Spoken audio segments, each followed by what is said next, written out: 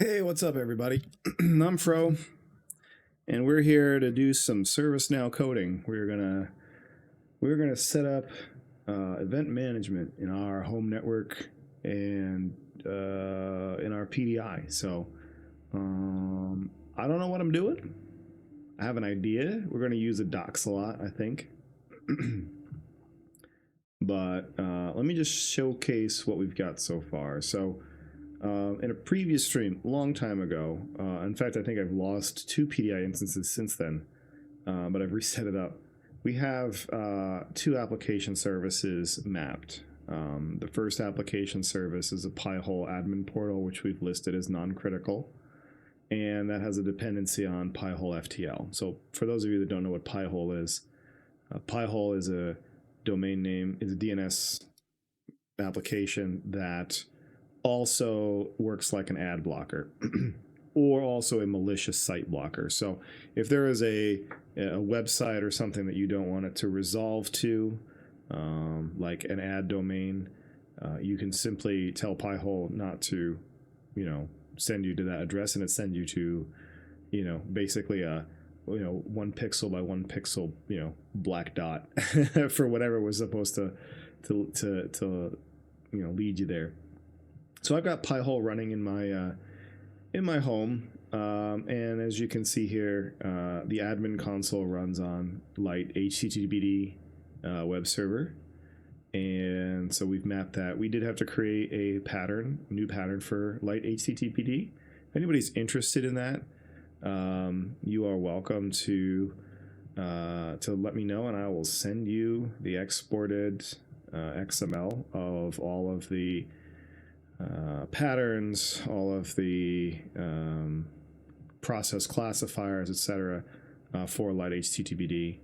One of the other things too that I had to do is I had to modify one of the identification steps in the pattern, because that step did not adhere to the process classifier, and so it was doing some strange thing. If the process contains the letters HTTP or HTTPD, and that's like everything, so it was basically putting everything in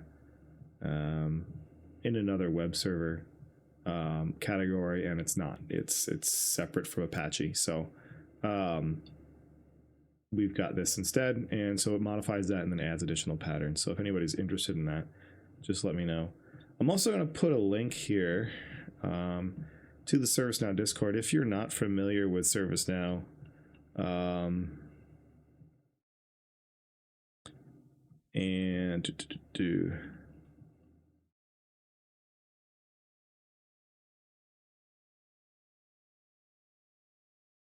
see here, let me grab one of these links.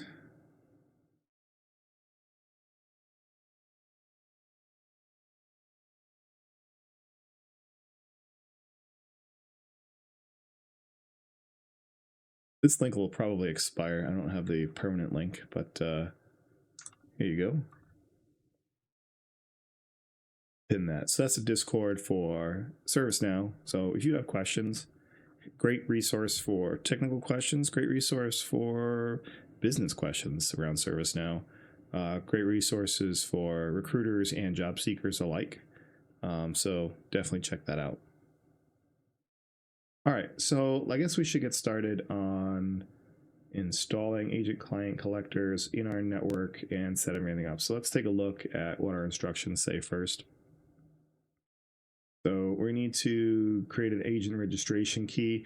Funny story, this is the Washington, D.C. IT Operations Management document. This phrase does not exist in the left-hand nav. It's under something else. So I cheated a little bit and went to look, and the very, very, very first step is already named differently. Sorry, so we're going to get here now. It's called mid web server API keys. And we can just name it anything, I guess. All right, looks like. Yeah. So we'll name this a home event. MGMT. All right. We'll save that. Oh, we don't want to save that. So now it comes with an authentication key. Applies to all mid servers. We only have one mid server. And once that's done, new agent registration key is ready for use. Okay, next step. I'm going to look at setting up a mid web server port in order for the client collectors to talk back to the mid server. So we're going to go to our server list.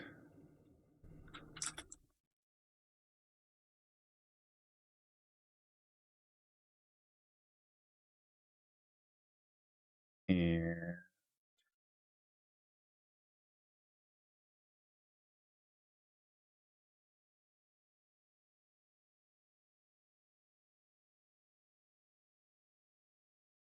drill into this.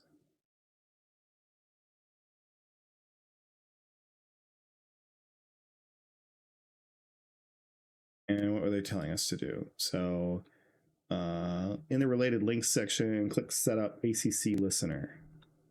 Okay. Setup ACC Listener. Great. Let's do that.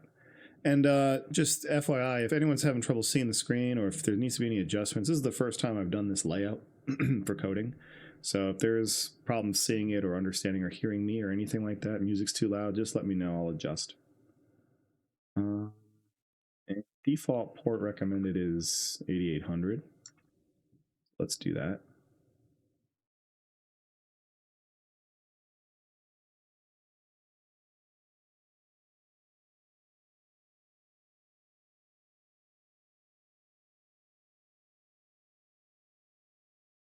Endpoints are ready for use. So here is, we might need this. Let's copy this and put it in a notepad.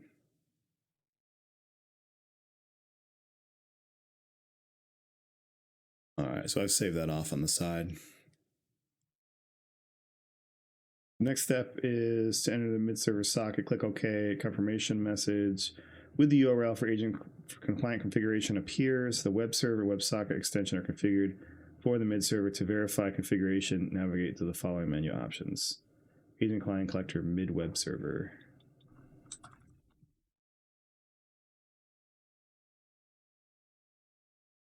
Okay, yeah, we've got it. It's started. And then WebSocket endpoint. Got it. It started. To verify the validity, enter the following command into a terminal or window. Okay, let's do that. So let's pull up PowerShell. So now I've already logged into my mid server here. So let's just run this command here. Actually, let's do one thing first.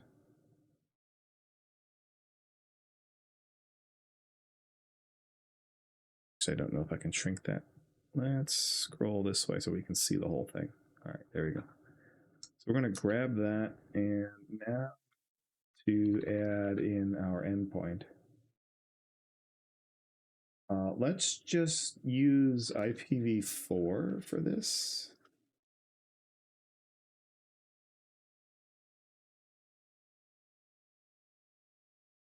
Do I need WS? I'm not sure. It's server address and port. Okay. Well. All right, let's see if this works. So we're going to do that. Authentication key, API key. Oh, I don't have the API key.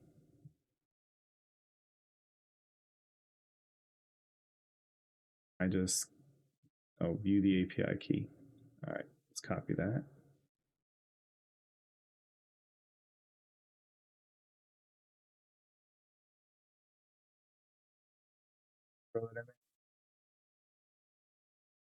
Yeah, that looks good. Uptime, is that what we're supposed to be seeing?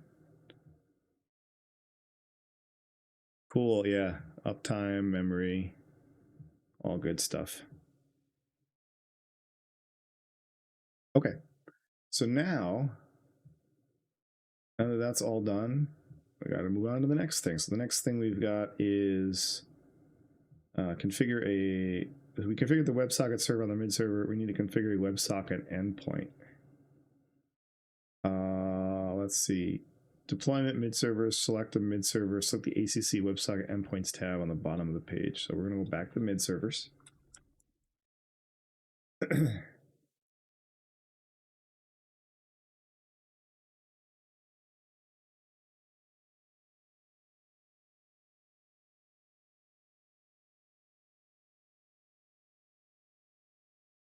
And at the bottom, they said there's a tab. ACC WebSocket endpoints tab.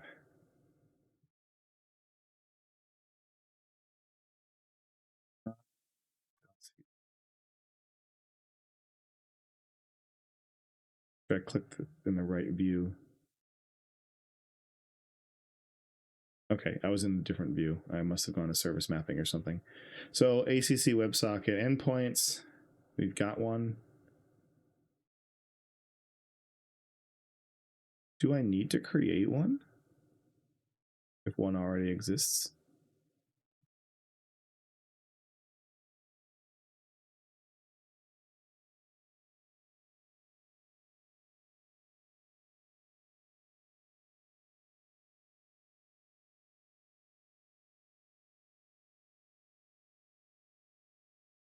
I think I need to do anything here.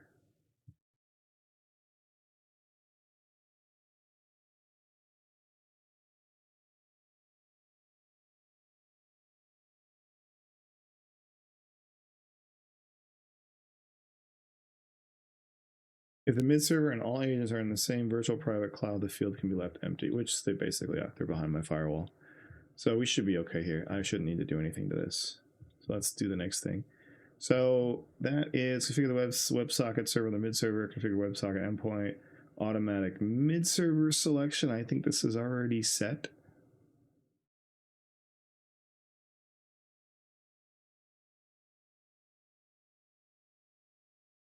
Only one mid server, so I just don't care. But let's just make sure that it's on. System property.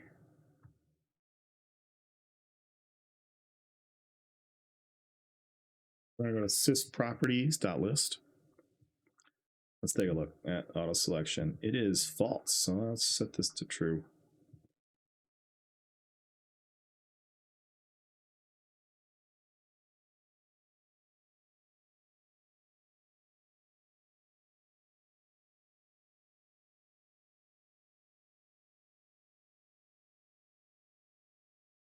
And let's see.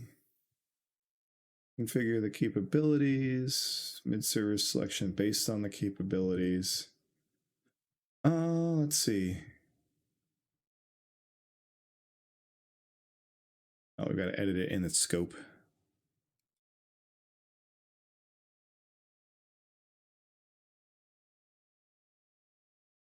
All right, now we're going to go to mid-server capabilities.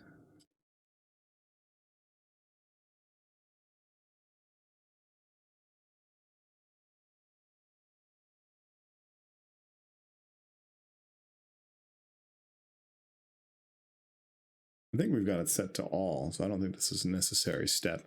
This is probably a necessary step when you're actually running an enterprise and you've got multiple different mid servers that do different things. You don't want them crossing the streams, for lack of a better term. Ooh, okay, that's interesting. So, all right, let's read what it says. So, navigate to all mid-server capabilities. Select the capability to enable mid-server to work with against the target. Select ACC capability column next to the agent client collector entry. Set the value to true. Enable other capabilities for agent client collector mid-servers by selecting is ACC. Okay. What's wrong with setting them all?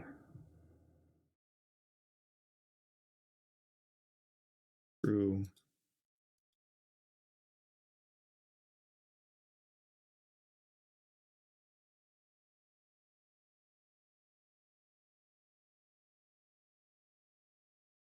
Capability defines mid-server functions. Any mid-server that is assigned with a capability that has is ACC capability equals true is enabled to work with an agent. For details on mid-server capabilities, do that. Procedure, navigate all capabilities.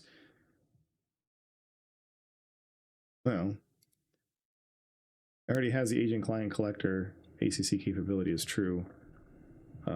And monitoring is true as an ACC. Yeah, that's cool. But I guess we'll just hang on to that for now. I don't want to mess anything up. We'll just leave that. If we get errors down the line and we're troubleshooting, we'll come back to that. Let's take a look here. So we'll close that out and then configure automatic mid-service selection based on the capabilities.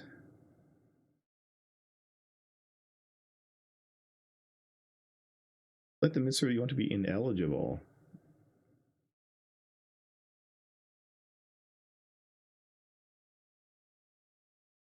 Okay, well, I believe it's set to all anyways, so we should be fine. But all does not have an ACC capability. Let's actually make that change. Okay, so now we've done that part on mid-server selection, frequency of updating the mid-server list. The list of mid-servers connected to agents is updated once daily. If you have a dynamic environment that adds mids frequently, no, we don't need to do that. Optimize distribution of agents to mid-servers. No, we're gonna have one mid-server and like maybe 3 agents.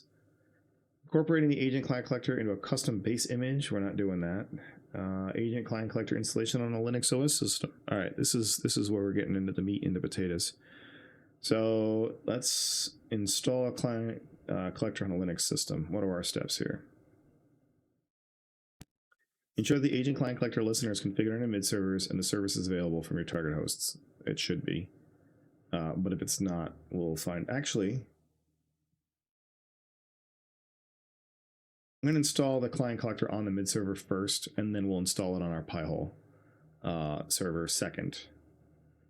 Verify that your server's OS and version are supported. Okay, what's supported?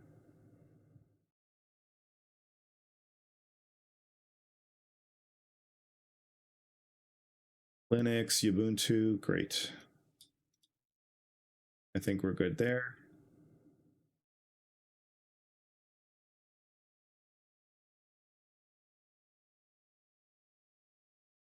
We have the API key. We did that once already. Actually, I don't know that I saved the API key. Oh, it's just chilling here for everybody else to see. We'll just take that in case we need it later.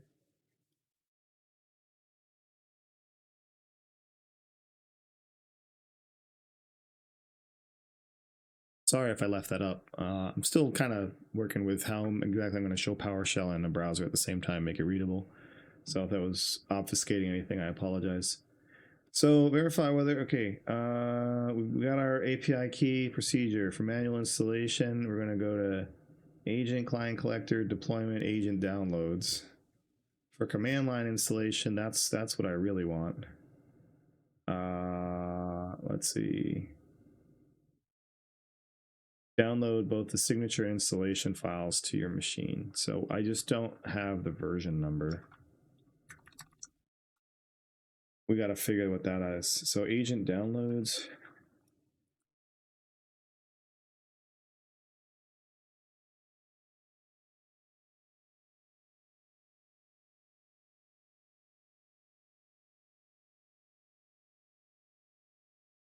Oh, is this just going to give me the single line command to install?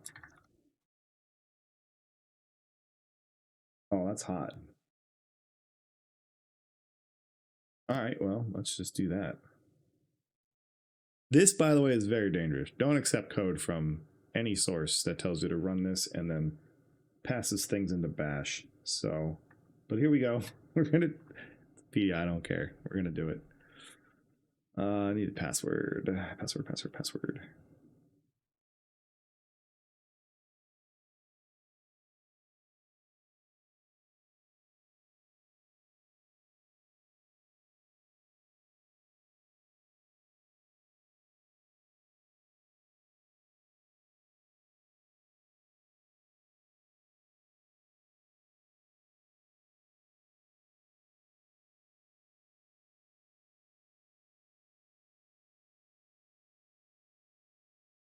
Okay. It installed it, created a symlink, did a whole bunch of stuff. That's great. Optional, verify the package signature. Yes, you should do that. I didn't do that. Install the agent client collector package using the package associated with Linux distro. We did that already. Or actually, I didn't do that. That would have been a cool thing to do. But then I would have had to configure everything. And I just used the one touch button. So now we're installed. Let's, I don't know, tells us we can tail some logs. Let's do that first and see what we get. Oh.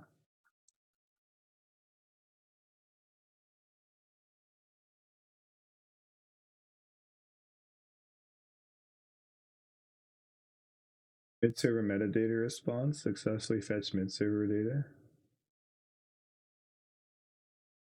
Yeah, it looks like it's working. Enable event agent client collector load balancer. We don't care about that. Upgrade an agent in an instance. We don't care about that yet.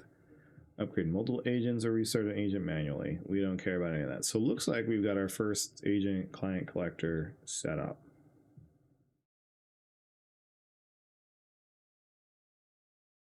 But how do we know that? Agent health dashboard. Maybe this will show us something cool.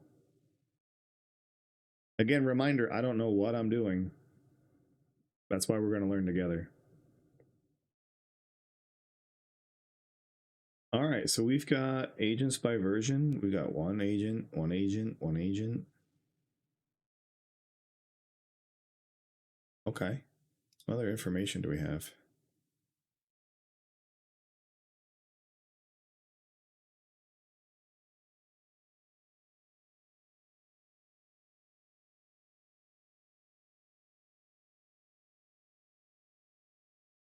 We did all this.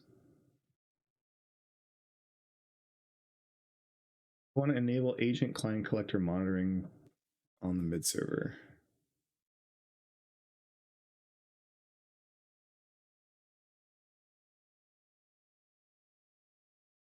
I think I did that already.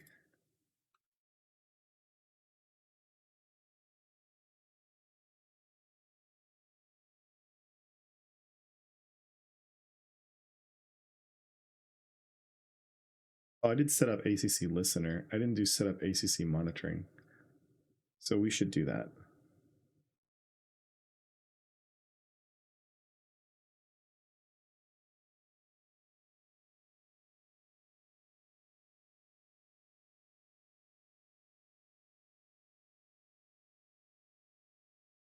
I'll get rid of this for you so you can see what's happening.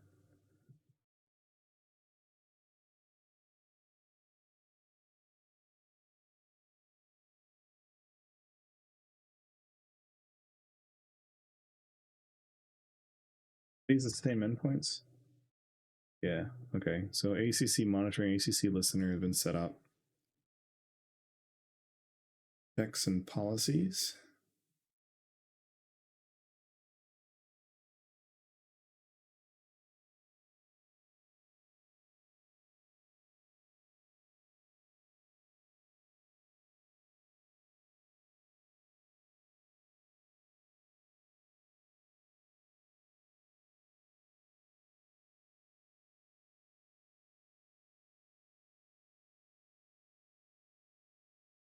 This is a ServiceNow-based system user denied privileges to run specific check commands. Do the following.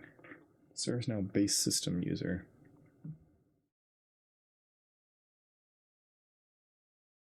We have. Did that create a user called ServiceNow?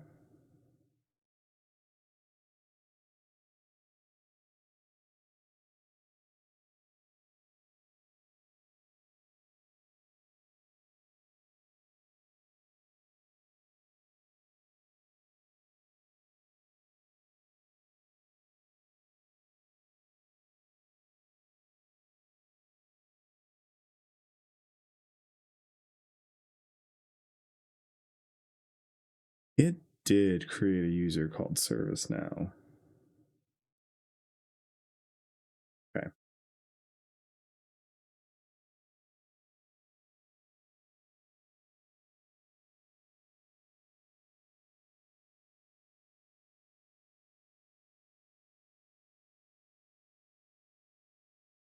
Oh, this is cool. This little pop-up here is ServiceNow's. Looks like generative AI explaining code. All right, okay. That's nifty. So, for example, you can configure the following in the Etsy sudoers file.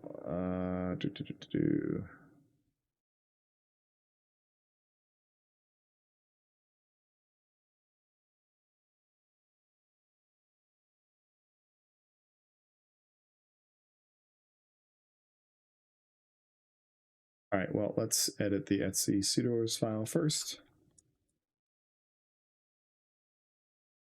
I might have the sudo edit it, of course. Sudo vi Etsy sudoers, grab our password again.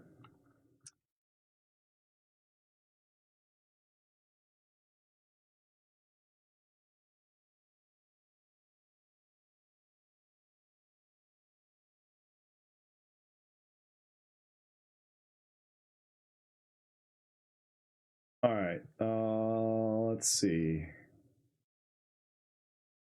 We want to add this. All the defaults, so we just add it to the end.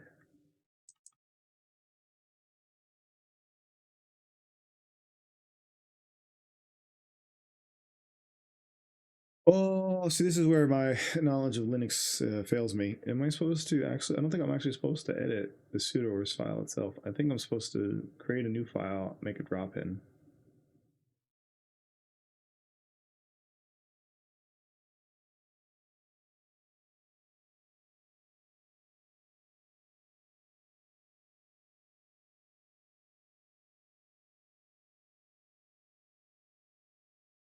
Yeah, there's nothing in there.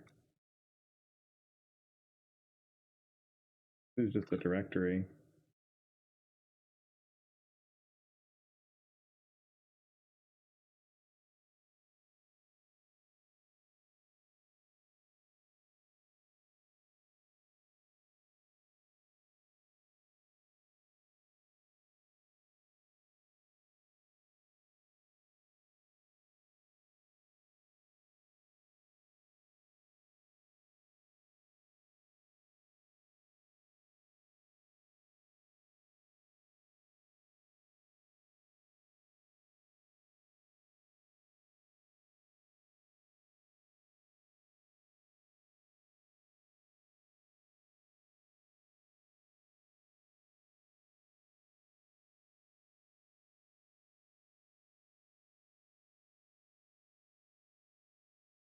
PTY and passive requirements for several environmental variables. Support dynamic path executing commands. For example, you can configure the following Etsy sudoers file. We're adding command alias.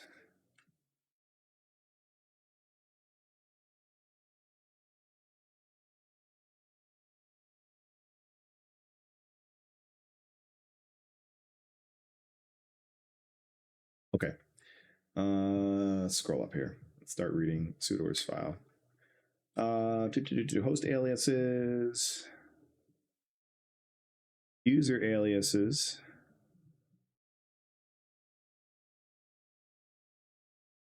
command alias. Okay, we're going to add a command alias.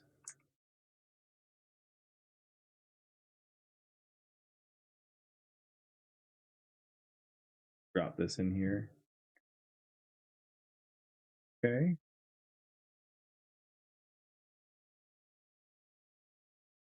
Then let's see. Have user aliases? Not specifically a user alias. It's just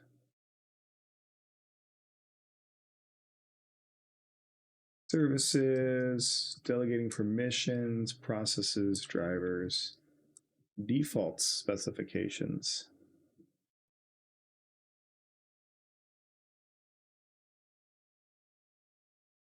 Environmental variables. There's an example for every one of these, but I don't see one written like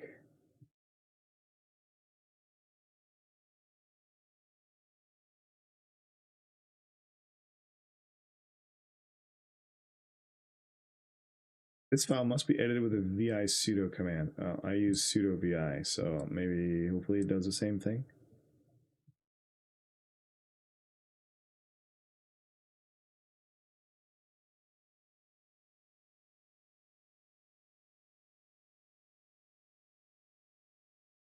Default environments. All right, let's do this.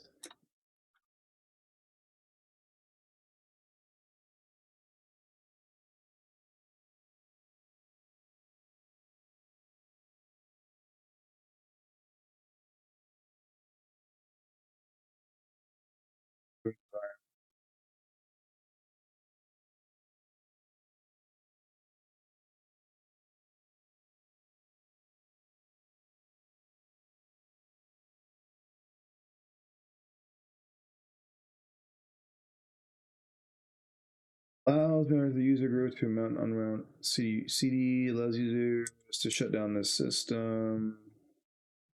I think this is where we're just gonna shove it right here under root.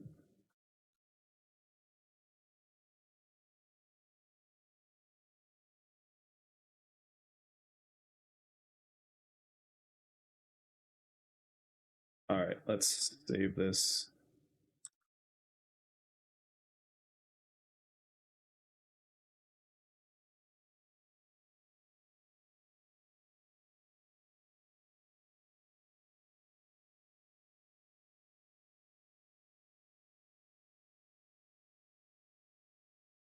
Okay, those commands are there. We're good. We're okay. Let's quit that out. Okay, so now let's minimize that.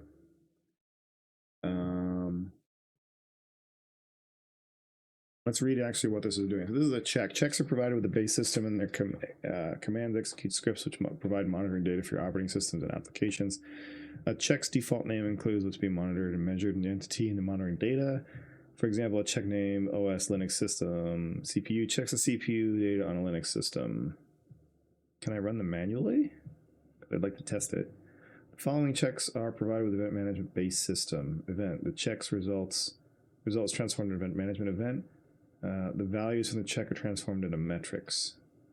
Details of agent client collector framework checks. See the default checks on the monitoring check policies.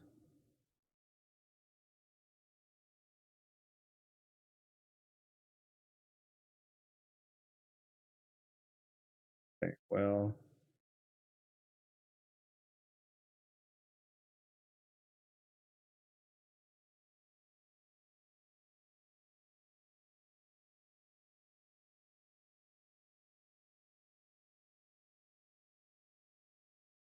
provided checks. That's interesting. I don't care. I want to know how to run them, not what they are.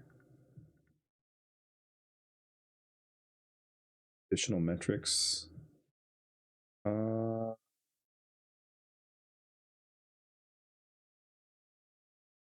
Okay, let's look at. Let's go back to ServiceNow and see what options we have with agent client collector. Then look at the agents. Here's two checks. Enhance discovery and install software. Generate allow list content? What's that do?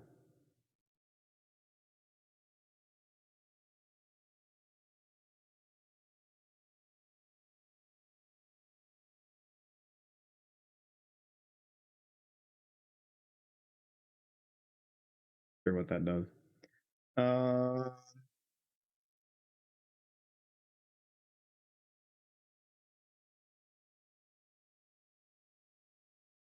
I see a list of metrics. Is it already reporting?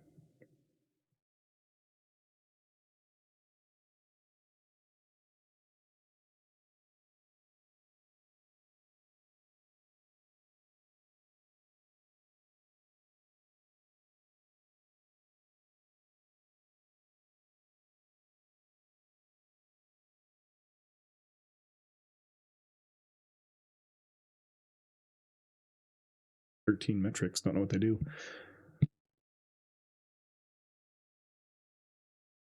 Just check out our. Let's do a. Is there a workspace for this?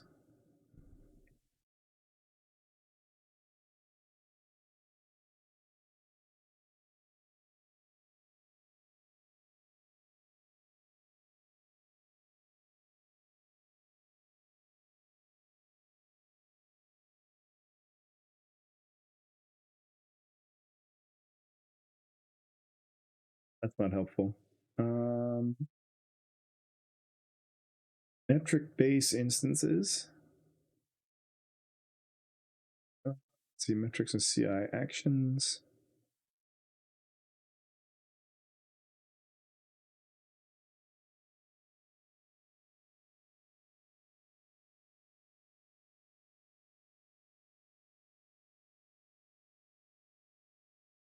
Insights Explorer. Is this what I'm looking for? Is this going to show me some data?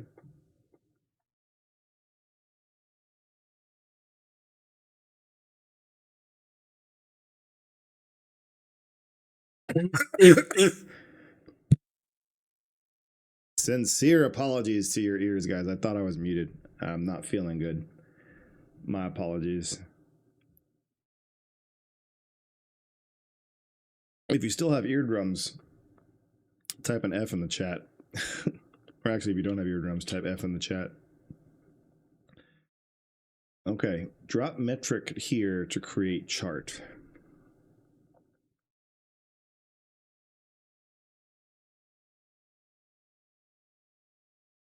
Drop it from where?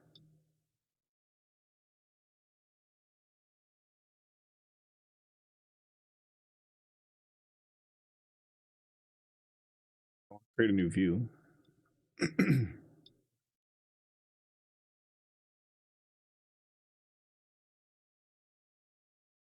Add application service and start exploring metric data.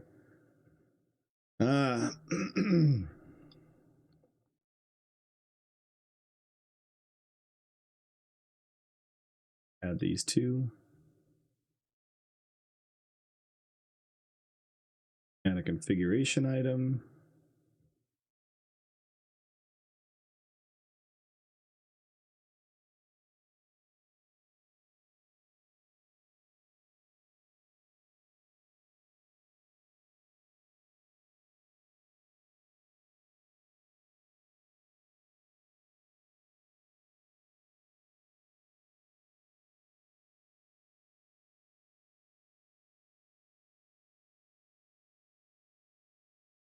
Anomaly scores have been created. Adding configuration items. What's this all about?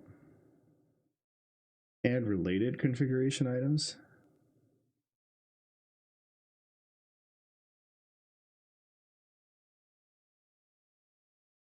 Sure, it's a bunch of disks.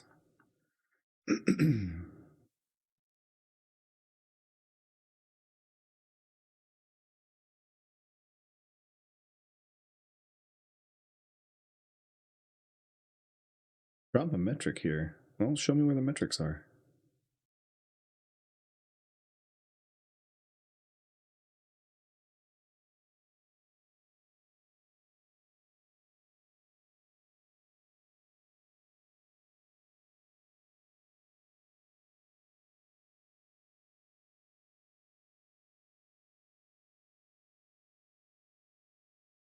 Okay, well, that's not helpful. Maybe we need to go back to the documentation and keep reading.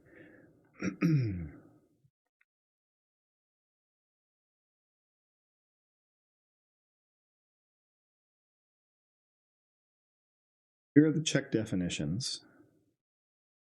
They run every 60 seconds, it looks like. Policies. What's actually active? It's discovery, software installed, SAM discovery.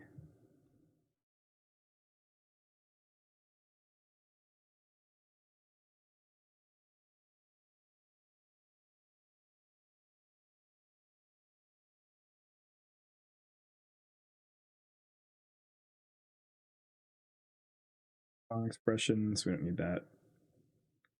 Let's see, Unix classification.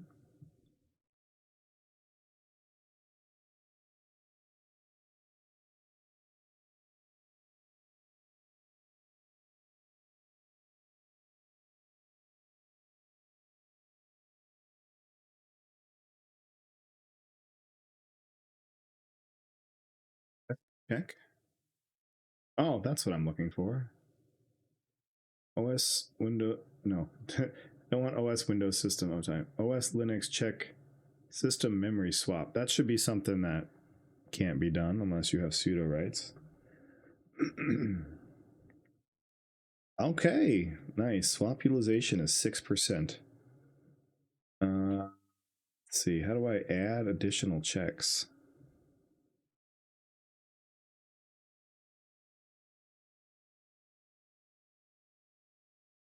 Okay, so we've done this. ServiceNow basically doing privileges.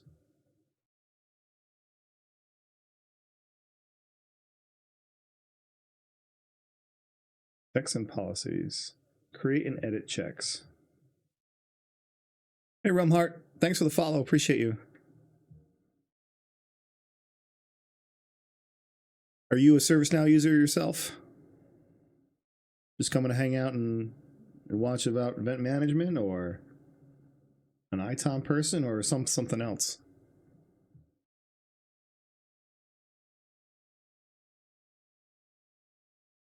Yeah, your partner. Yeah, I've been advertising in the ServiceNow Discord. I wanted to learn some more about event management, and so I've got a system set up right now in my PDI, and I've got a TrueNAS box at home for storage.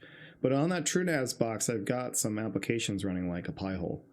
So in the application services and service mapping, I made some Pi-hole mappings, and so Pi-hole runs basically on HTTP, like a light HTTPD server, and so I mapped that, created some discovery patterns for that. If you're interested in the patterns, I can export them for you. But yeah, so I ended up with this, and I did the discovery of the Pi-hole admin server. Pi-hole is a DNS blocker, and yeah, then made it dependent upon the actual DNS server itself, the Pi-hole FTL that actually does all the work. And so I made 2 application services, and then I was like, you know what? Let's figure out what all this agent client collector business is. So I'm going through the steps of setting up agent client collector on first my mid server, and then I'm going to set it up on this Pi-hole. In fact, I probably should just set it up on the Pi-hole now. But yeah, so now I'm just trying to figure out and make sure that this works. And so I just did a test check, and like I just picked a Linux operating system one. Like, here's system disk, and we'll just see what this is. Yeah, and so like it's successfully getting back data. I'm just not sure where to look at the data yet in ServiceNow. So I'm still kind of reading documents and flipping back and forth. So if you know anything and have direction, you feel free to type it in the chat. But yeah, I think the next step is probably, since that worked, I'm going to set up a second agent. Let's exit here. And we're going to SSH to Pi-hole. Here.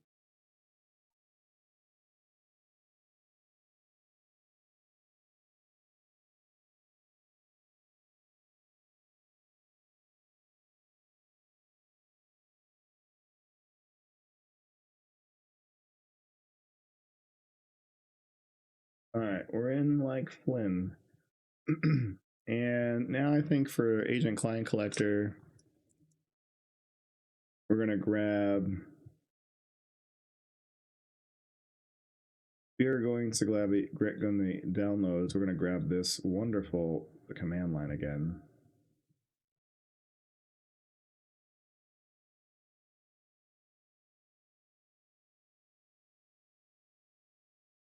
That it connects. I did not do any firewall anything between the 2 systems, so I hope it can actually talk to the other system. It may not be able to. And it's so that I need to go back and open up port 8800.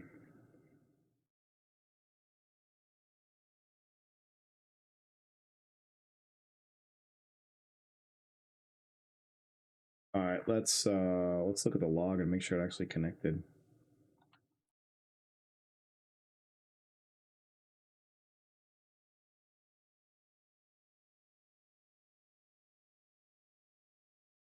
Failed reaching all mid servers. Okay, so I have a firewall issue. Let's go back.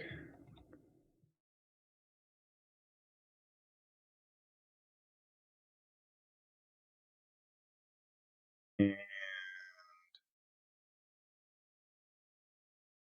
why is that? Let's go figure out Ubuntu firewall open a port.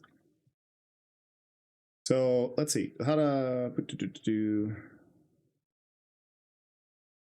manage your tracker settings. Turn everything off. Okay. Uncomplicated firewall. I love it.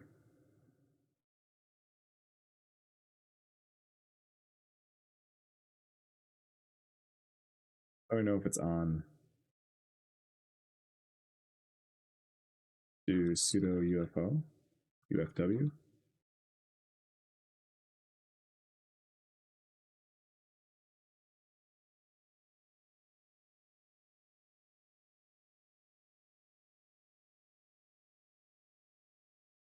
UFW not found. Okay, so it's not there.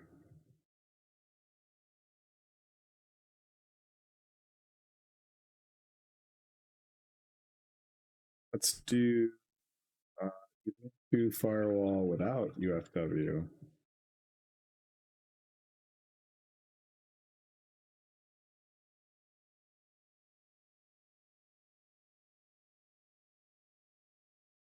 Maybe we just look up Linux. Linux firewall, open a port. UFW again.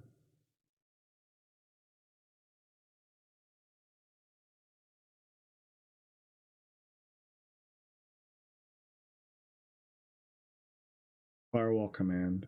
Okay.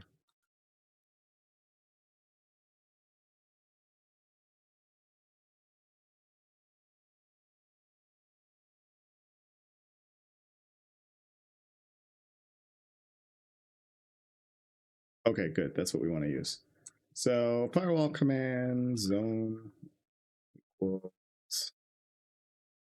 out of the zone behind my firewall, so I guess I don't care. Zone, like my router network firewall, zone public add port equals 8800. I believe that's TCP.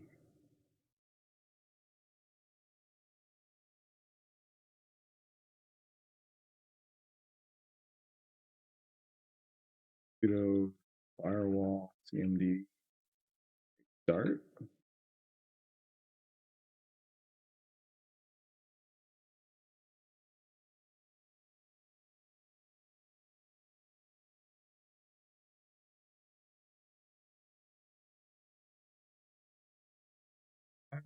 That wasn't that helpful. Okay, so if I open,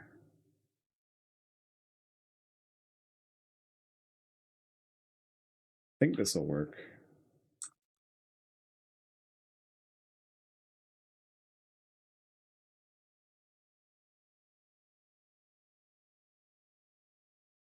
I hope I don't have to restart services because I just logged out of that server. Okay.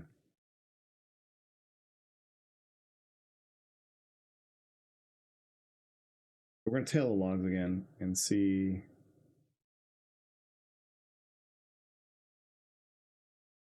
I was sleeping for 5 minutes. How long ago was that? 49? It's almost time.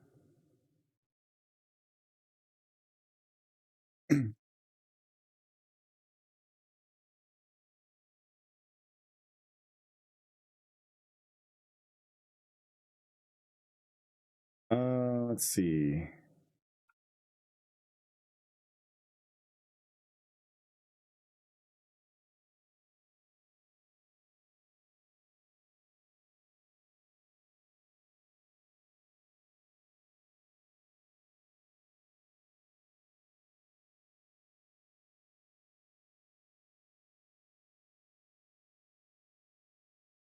Don't know what the service is called.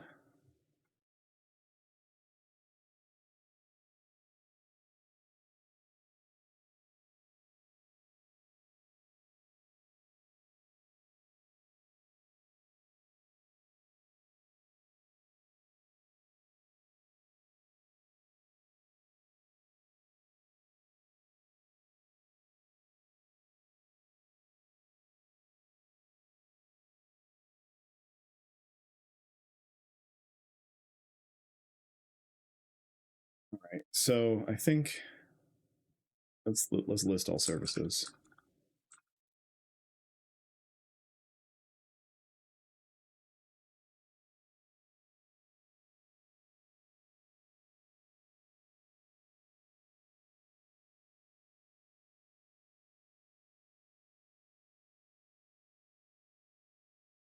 State is running.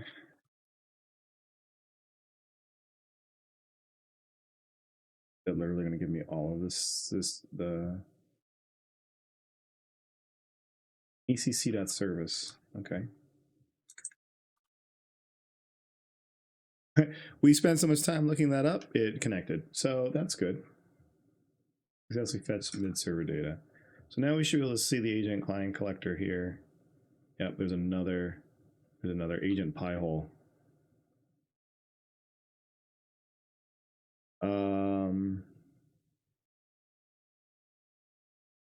We now need to edit the pseudoers as well. So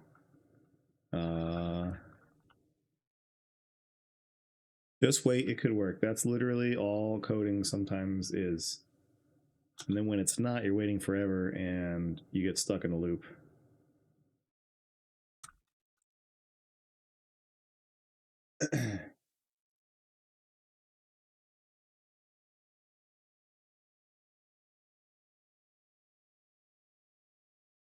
All right, so the command aliases we need to add. Just add it anywhere.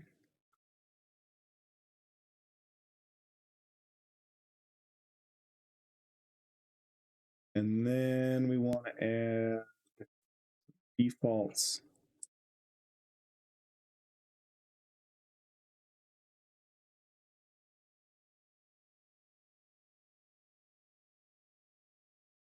And then we want to add some user stuff.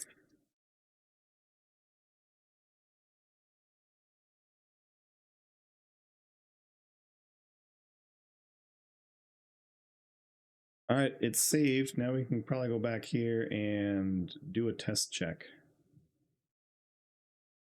The other test check that worked was memory swap. That worked before. We'll try it again. All right, good. Memory swap utilization is 31%. I love it.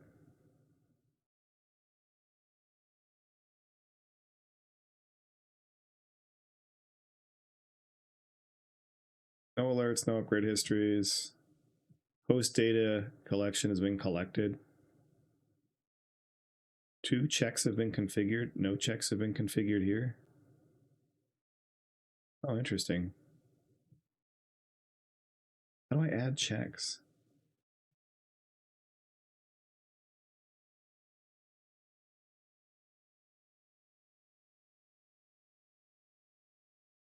Memory swap.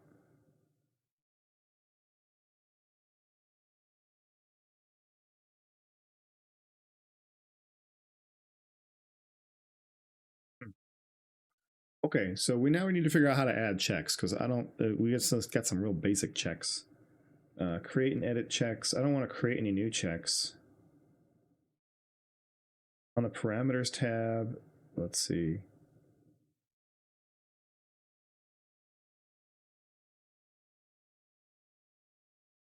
Create a new agent client collector policy. Policies consist of CIs monitored by agent client collector and the checks that run on those. Oh, so it's in the policies. Okay.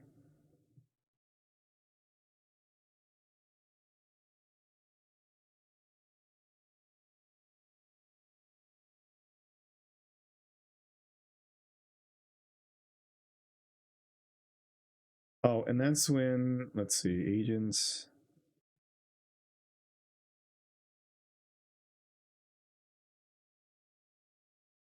Go back to mid-service. Why haven't those checks come in? Or the policy, why haven't the policies been applied there? That's my question.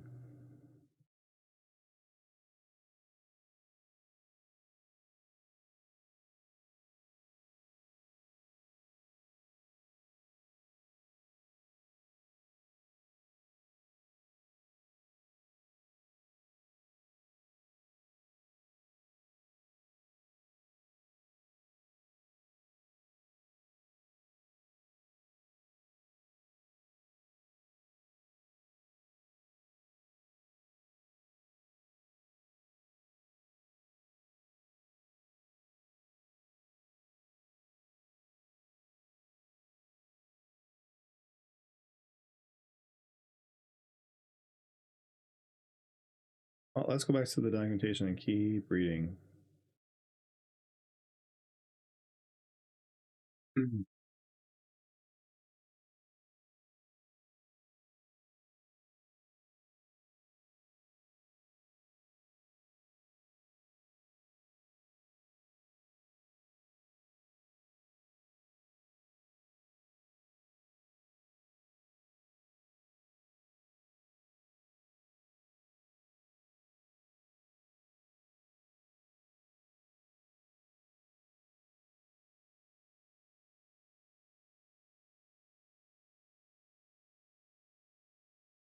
The agent client collector configuration data files, checks and policies. Yeah, we got to go back to those checks and policies. So those are the checks.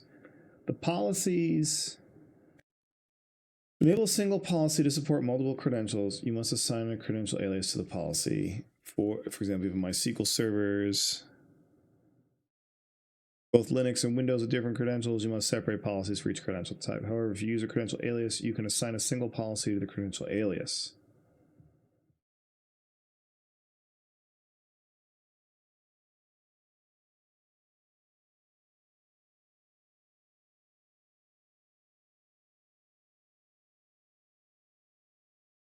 Allow list. So this is going to talk about the allow list. So I think this has something to do with it.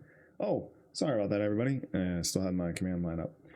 The default allow list includes all validated checks and is included in the base system policies. If the allow list cannot be read correctly, no checks run on the agent.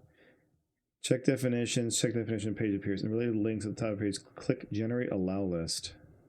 The agent client collector command allow list generator appears with the list of checks scanned from the command field of the instance records. Copy the entries you want to include in the allow list and add them to the agent's check allow list.json file. Is that on the server or is that on the okay. Interesting. Where did it install?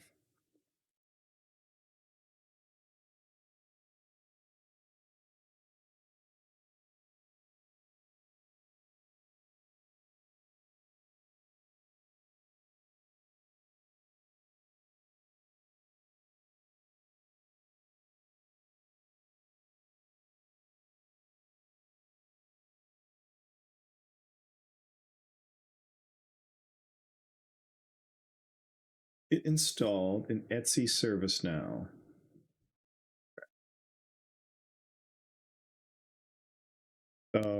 CD Etsy ServiceNow.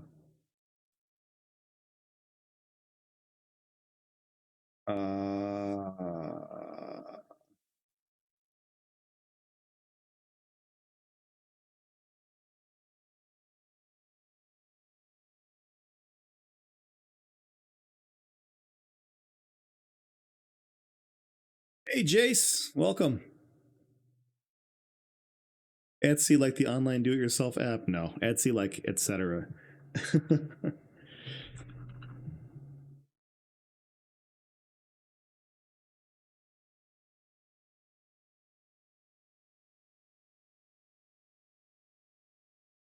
Mission denied. Okay, hang on. Super user ServiceNow.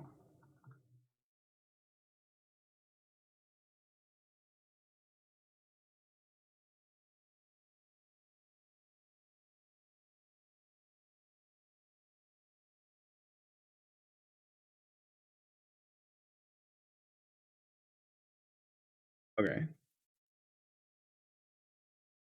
Hey, thanks for the follow, Jace. Appreciate you. Okay, so real quick, we're just to catch up where we're at. So far, we've got 2 agents set up. I've got application services. I've got 2 application services set up for Pi-hole admin portal. So I've done some discovery and service mapping already in this environment. I had to create a new pattern for light HTTPD. So I have a YouTube video on that. I think I posted in the Discord channel. But I also have the XML export for the sort of the lightweight discovery I did here. Like the 2 spies that work on taking each other down. Yeah, Yeah, except one of them's not working. One of them has oh, I guess this one finally got its checks in order. I need to figure out how to add more checks, and that's what I'm doing. I think I need to get into the actual uh, configuration file of the agent and add checks to the YAML file. And yeah, so I've got one on the mid server and one on the Pi-hole so far, and so I'm just trying to, set up some more checks. But yeah, and then my hope is that once I start getting metrics and things and creating events, that eventually I'll have a nice dashboard and I'll be able to apply it to, the map services that I have. Maybe make something bad happen to my Pi-hole admin console, like maybe make it disappear. Oh, this is in addition to the mid server. So the mid server is basically there to accept agent client collectors.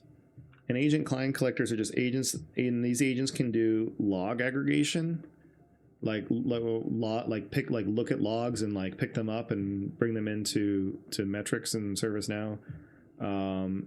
There's a visibility plugin for this as well that can just do like discovery scanning, but from the agent itself. So in like kind of like SCCM or Tanium, and then the other thing is monitoring. So it's got these checks that it's monitoring for and sending back the data, but it's actually not communicating with the ServiceNow instance. It's communicating with the mid server, and the mid server can support, like, I think they said something like 4,000 agents is their maximum. So like you would have agents, and then we did the setup for early in the stream of actually connecting the agent to like a WebSocket on the mid server. So they're two different things that are running. And when you go to the mid server, you can see all the agent client collectors that are currently connected to that mid server. And in very large deployments, you can also have failovers where, an agent client collector will pick at random load balanced which mid server it needs to report back to. So if the mid server is busy, it can report to another mid server. Did that help?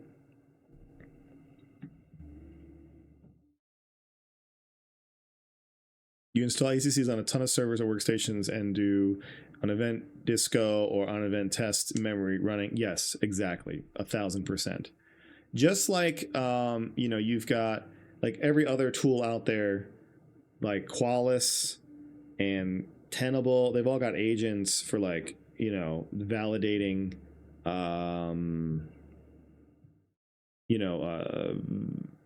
what am I looking for? Vulnerabilities and stuff like that, and collections, SCCM, Tanium, SolarWinds. They all have agents, right? And so this is ServiceNow's first agent-based stuff.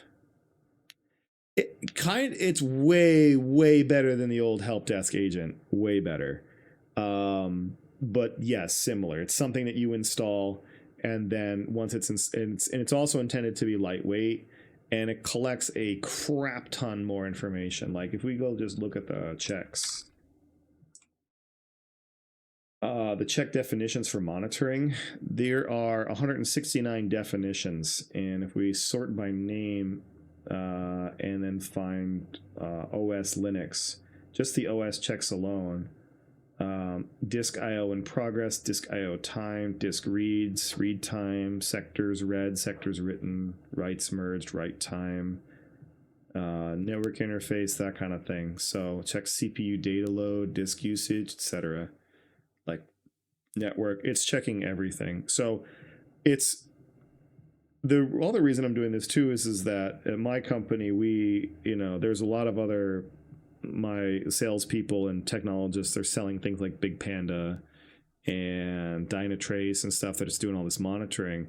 I just kind of want to see like at what level does ServiceNow actually do the monitoring, like, and what do they come with out of the box, and how does that compare? Like, is it worth getting ITOM Health with agent client collectors and doing some of the monitoring yourself, or is it still required that you have some of these other tools? Sensu, yeah, okay. Let me take a look at that real quick.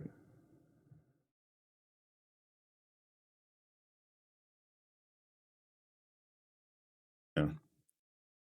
Let's see. I had to copy the chat and didn't work.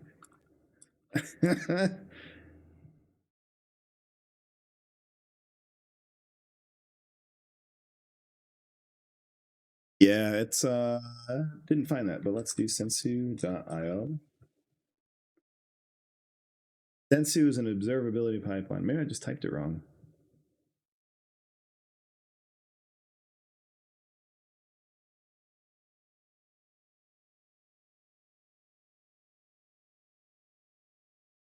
It still seems like it's standalone. Were you thinking that maybe ServiceNow is using Sensu? Look at this.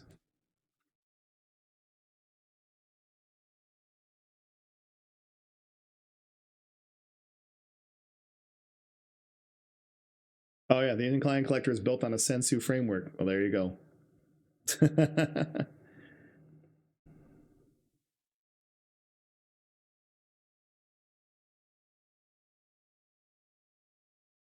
Yeah, I mean you can. I mean,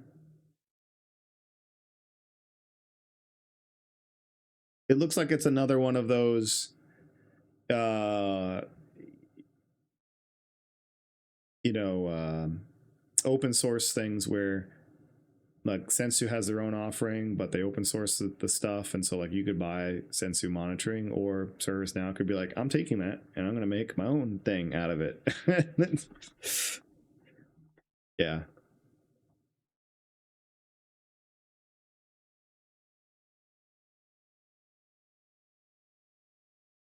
Yeah, Agent Client Collector is built on a Sensu framework, and it comes installed with monitoring capabilities for servers, databases, application servers, and middleware.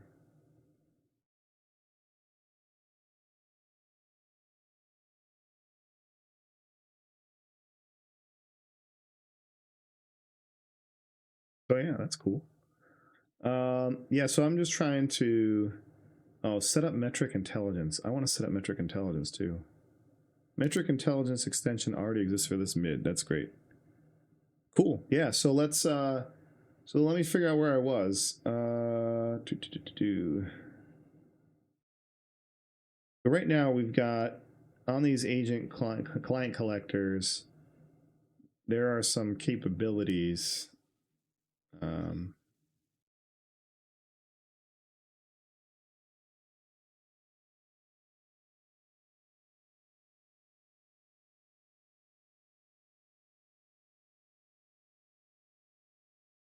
and we were trying to take, let's see, client collector. I remember.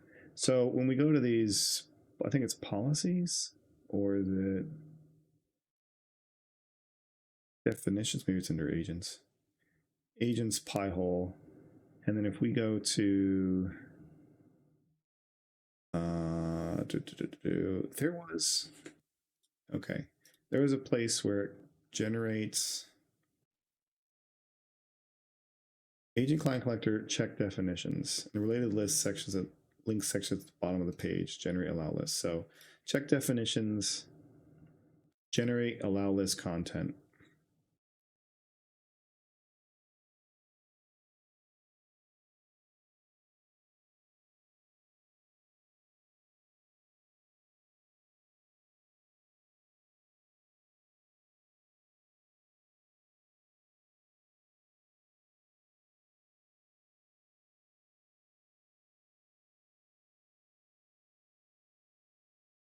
Skip arguments true.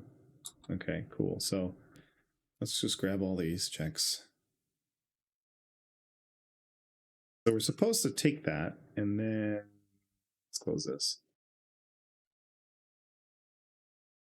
Agent client collector allow list generator appears with the list scan. Copy the entries you want to include in the allow list and add them to the agent's check allow list JSON file. So let's go back here and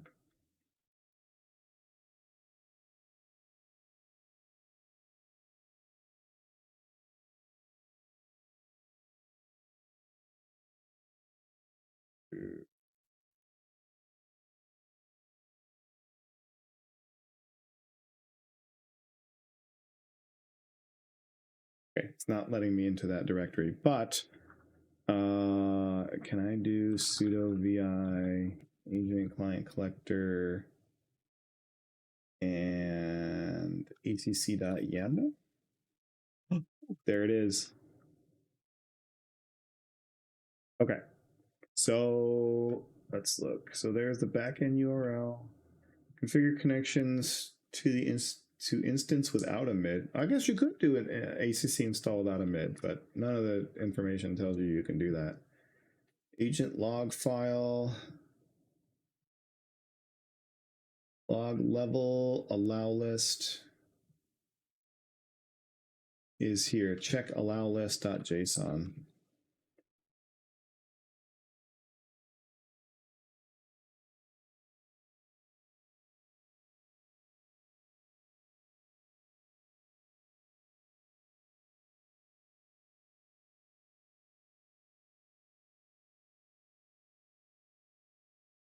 Does this also have the same stuff? I want to make sure that I'm not going to like overwrite stuff that isn't there. So if I search for, what is it, run upgrade.rb, skip arguments false, but there's a bunch of other stuff in there. Oh, no, there isn't. A bunch of arguments though. Self-test debug.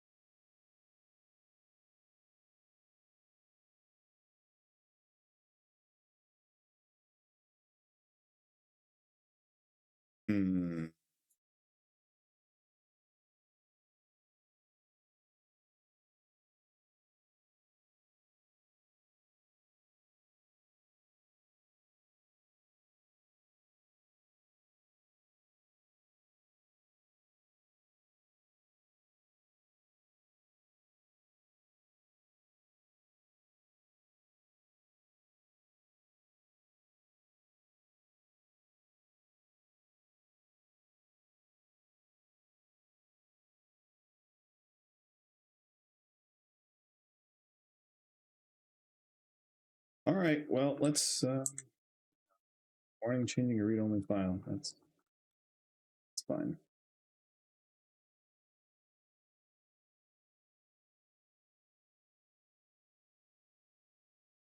Fine.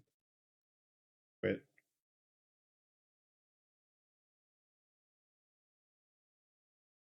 Sudo move using client collector. Check allow list to allow list.json to agent.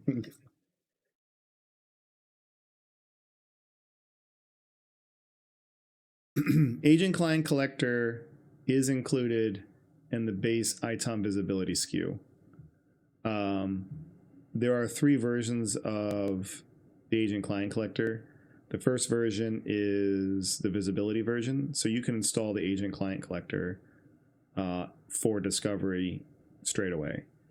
I think you have to have visibility and not just discovery, but I could be wrong about that. So like if you have discovery and service mapping, then you have access to the visibility client collectors. One very important thing to note though is currently in the subscriptions information, at least how it reads from the legal schedules, agents, workstations are only counted if the agent client collector is installed on them and discovering them. So if you're discovering your workstations through SCCM or Tanium or something else like that, they don't count subscription units against you for those workstations. But if you install an ACC client on one and you discover it via ACC, then it absolutely incurs a subscription unit at the like 1-to-4 ratio, or 1-to-6 ratio, or 1-to-3, one of those at some ratio that's not 1-to-1. And so you just like agent client collector, you just got to be careful with for workstations because you may install it and not be paying for subscription units on workstations. And then when you install it, you'll suddenly be asked to do that. Yeah, I love referring back to legal schedules. I know in the Discord channel, Tim doesn't like anybody talking about that because, it can get people in trouble if they don't know what they're doing. But I'm a pre-sales expert for my company in terms of like licensing, and we do a lot of sales, so I'm pretty familiar with it. Have had a lot of conversations around legal schedules and things like that, and I always go back to that and like this is exactly how they count, right? And if you have questions about how they count, especially when new customers who are like, I don't know what this is or how you guys are counting this. I can tell you how many VMs I have, but I'm not really sure what that equates to in a subscription unit. It's a nice translation. Yeah, it's super complicated, but I had actually had a an interesting moment. Like, I don't know, this is probably 6 or 7 years ago. A ServiceNow account manager. It was right around the time when ServiceNow was doing charging for custom tables, right? And the definitions were super kludgy, and like even ServiceNow folks didn't understand it. And I had taken a lot of time to just study it, ask questions, like read everything I possibly could. And I was telling one of their engineers about it, and the engineer goes, "Oh," and he grabs the account manager, goes, "Get over here!" This is acknowledged, like, "Get over here! Fro knows how to do this. Tell him what you told me. Tell him how this stuff actually works." So I actually told that person. Now I'm sure he had all the resources available to him to learn this. He just probably didn't have the time, and so I just thought it was funny that I was telling him how his product was licensed. So funny stories. Let's see. I want to move this agent, client, collector, check, allow, list, backup, JSON.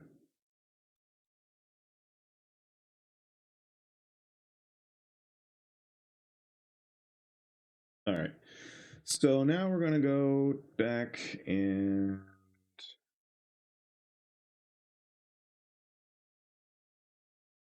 create a new file.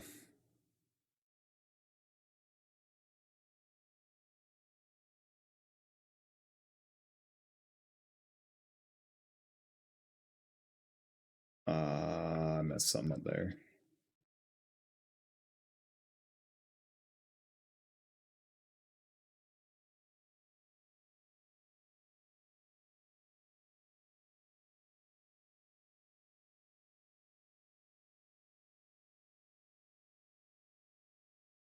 Yeah, it did not do what I wanted it to do. I'm gonna have to put this in a notepad, clean it first, and then send it back.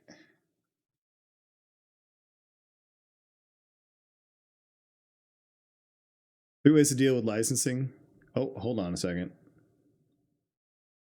Apparently the phrase three ways gets oh,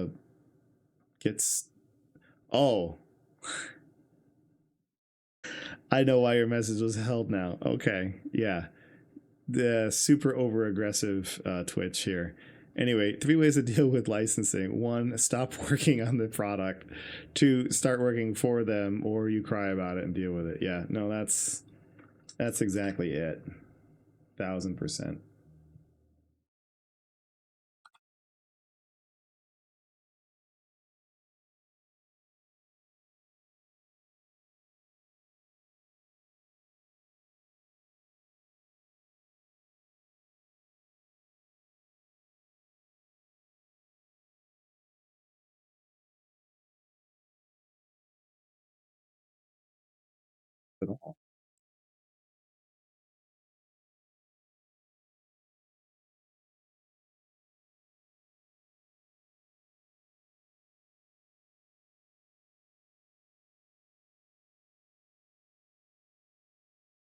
Yeah, just roll up VS Code here, paste this in,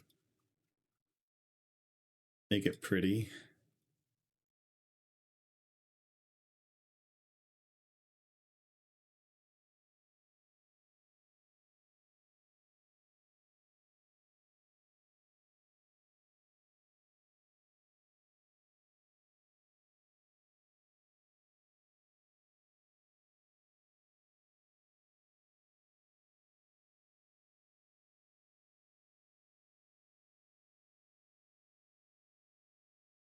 Try this again.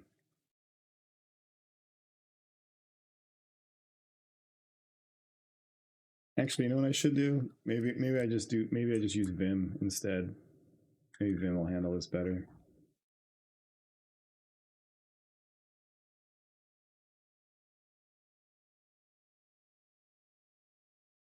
Let's see. What does this look like?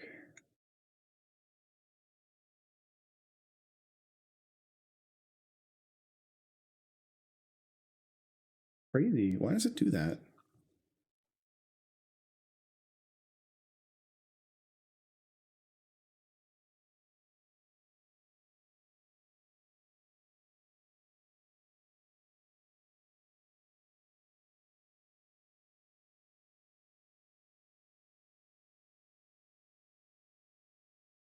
All right.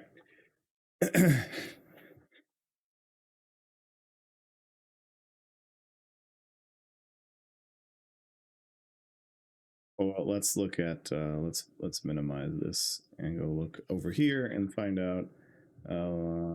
Copy paste JSON into Vim.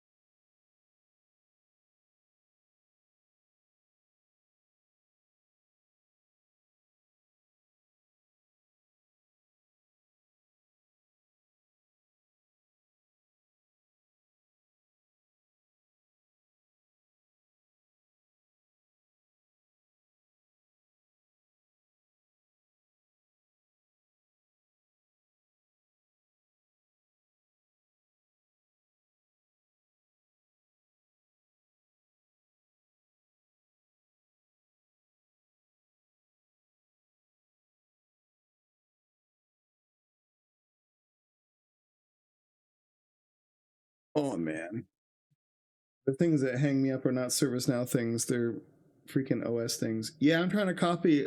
Yes, yes, that's exactly what I'm trying to do. If you have a solution, let me know because I do it and I get like 1,000 lines that look blank, and yeah, it's garbage. And I'm also trying to do it through PowerShell. So it's PowerShell shelled into a Linux operating system. I'm right clicking to paste it and it didn't work. So if you have any suggestions, I will take them.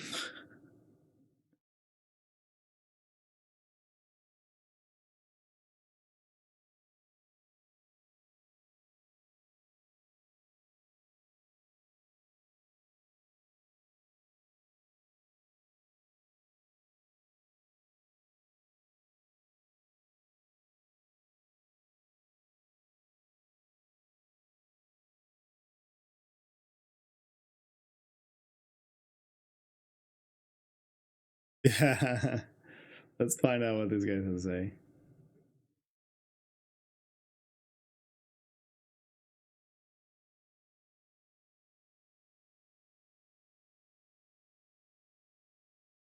Oh, can I get this to be output?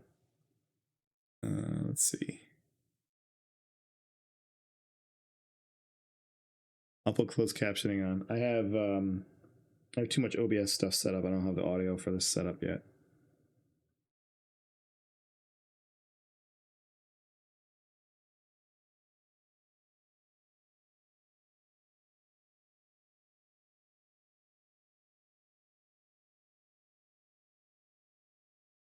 JSON parser for.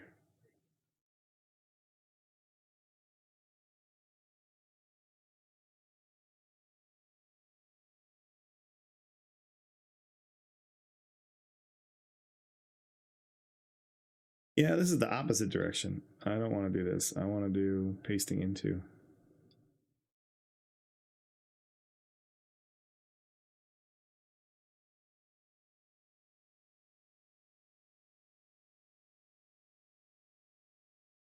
Nope, not quite.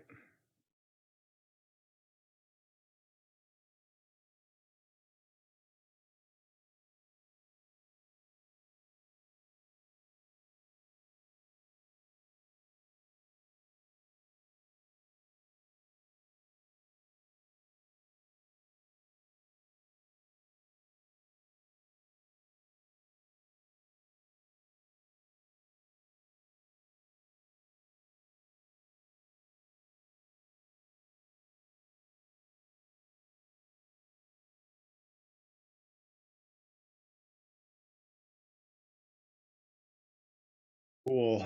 Let's do this instead. Let's go back. and just add a few and kind of get past this. So let's quit this. Let's move the thing back. Move the backup.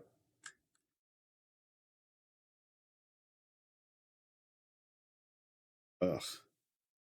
Move the backup back to the allow list.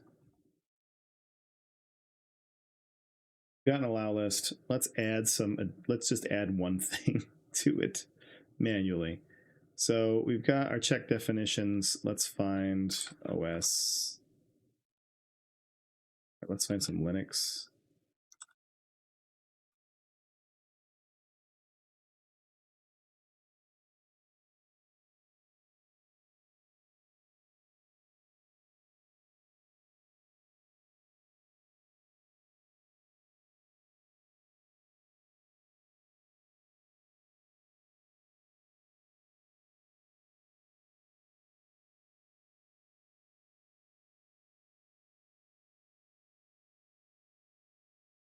Add metrics memory. Warning, changing a read-only file. Yeah, fine. And we're just gonna just throw that in there. Args. Let's see.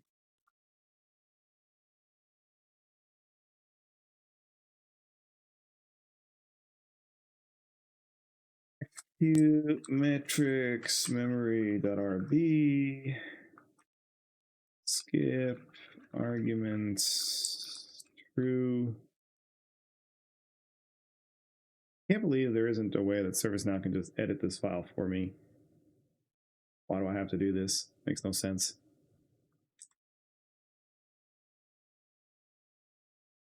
All right, insert, save and quit, force. Let's do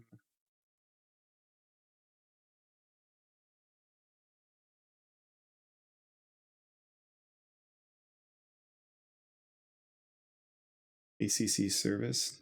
Actually, you know what? Let's just restart it from here. Just minimize this. We can restart the agent. Let's restart the agent.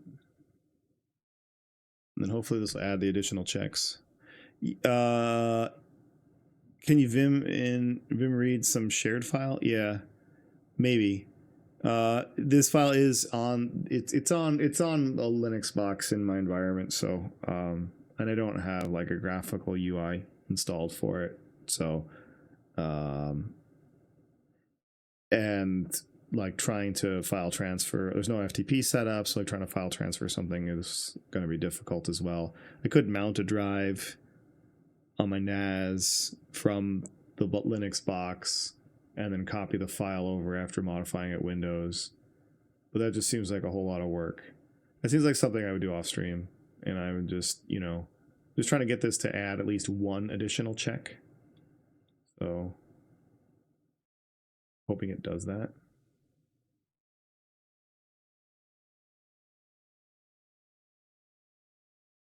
Okay, yeah, sure.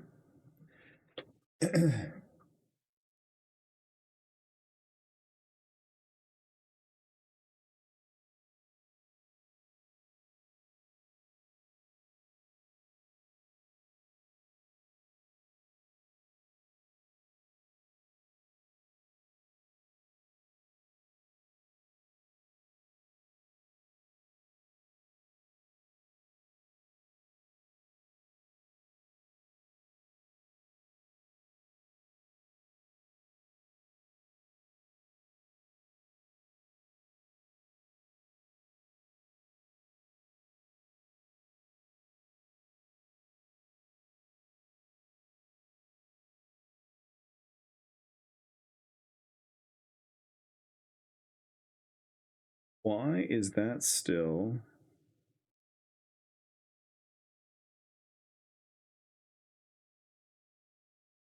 Activate this.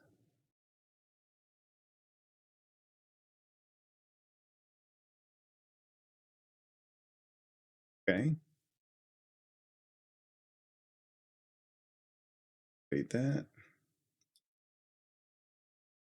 Maybe if I just needed to activate the policies instead of doing all this other nonsense, but we're going to find out soon. It's great. Edit it locally published to wormhole and pull down. Okay. I'll give that a shot. I'm going to look at this and see if it has updated it at any of the checks at all. Last restarted was 2 minutes ago. Let's restart it again. Let's restart the other agent too.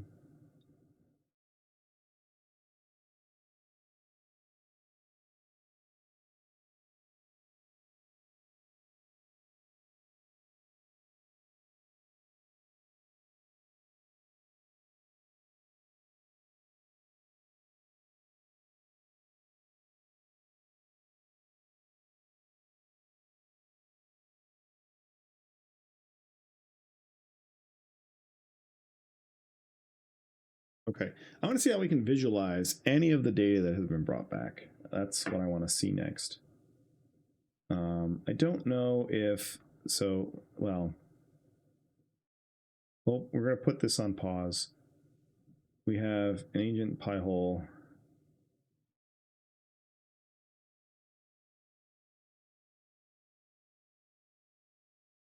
Our DC capabilities.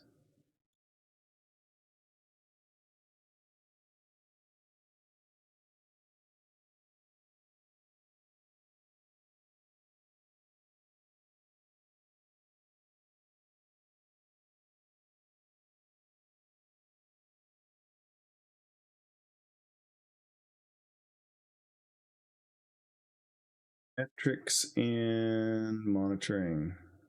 That should be the same as the other one.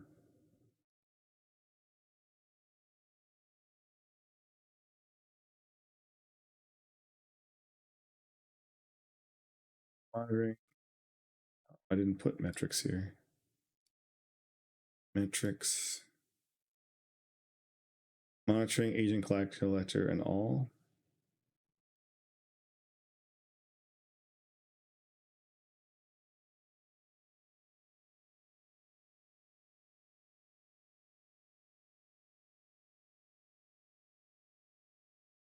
Is.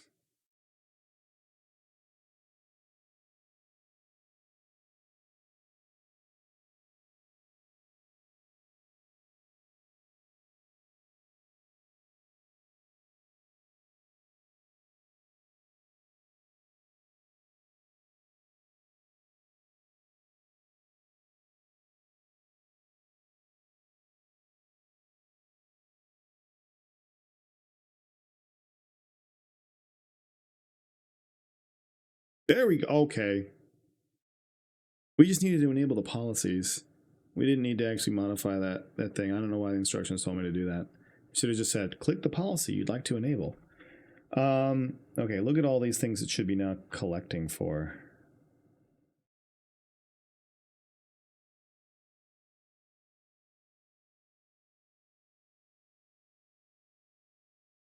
Okay, so we can close that. We don't need that anymore. Check definition, agent client collector reference, monitoring, visibility, metric intelligence, metric base. We already have metric base. How do I view the metrics?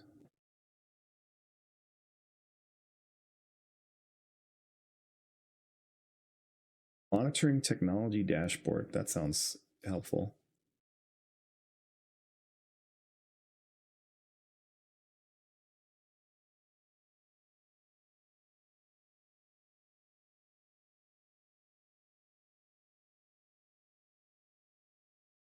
That I think it stores it on the. So what I think what happens is, I believe it stores all the recent data within like 24, 48, or 72 hours. It stores it on the instance, and then after it gets to a certain point of time, it aggregates it and only stores the aggregate. And then as it gets longer and longer away from right now, it gets more and more aggregated and more and less detailed. So you only get like minute by minute for like the last 72 hours at most. So I think that's how they're handling all the data. That's how other monitoring tools handle the data. So I believe the data is being stored in ServiceNow. I just don't know where. I'm just kind of what I'm trying to find out.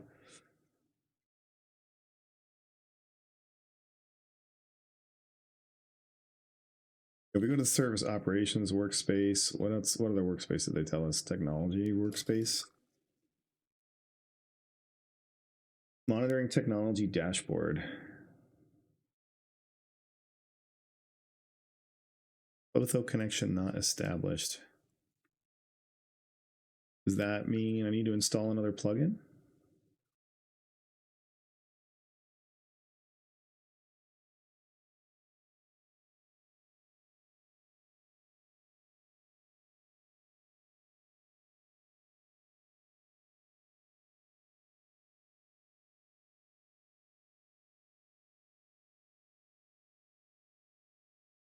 Okay. Let's see.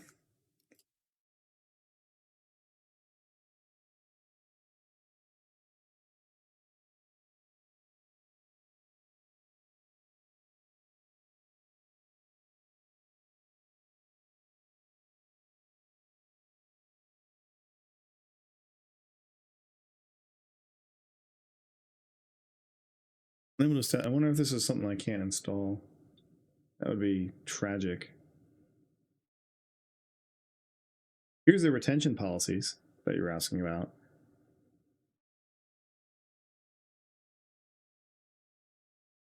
Ultra dense policy retains data 1 day at a 10-second period, 3 months at a 1 minute period, and 1 year at a 1 hour period. In a course, it does 1 week at 1 hour periods, 1 month at 2 hour periods, and 13 months with a 1 day period. This policy is suitable for metrics that change less often or metrics that do not require high resolution, such as disk usage.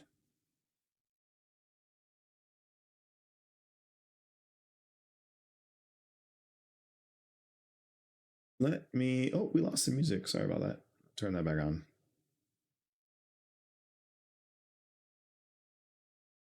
Okay. Let's see. In another window, look at my developer instance and see if I can install metric base.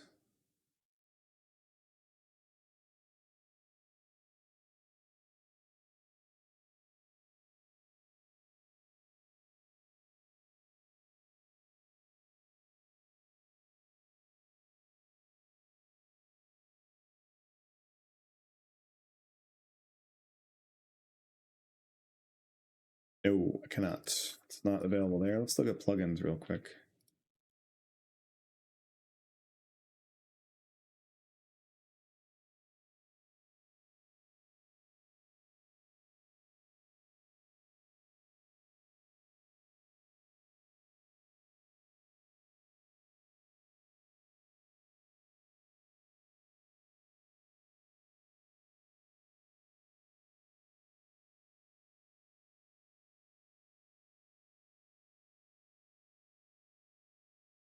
Let's take a look at metric base. Is metric base installed already?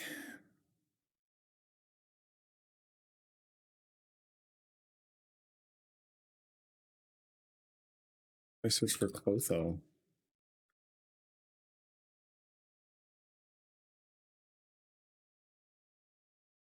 Okay, metric base is installed. Maybe I just need to set it up.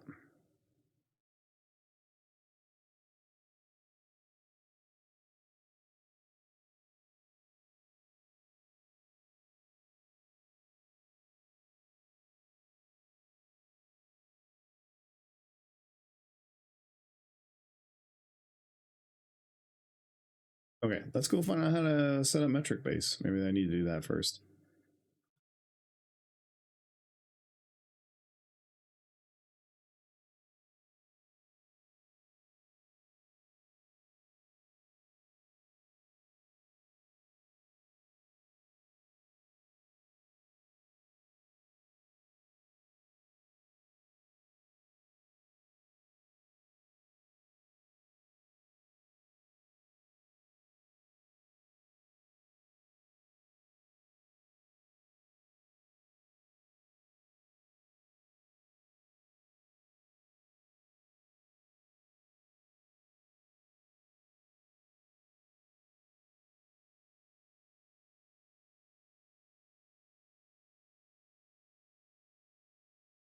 Or correct table to check a sysservice endpoint. Go to the metric based configuration option on the left hand navigator.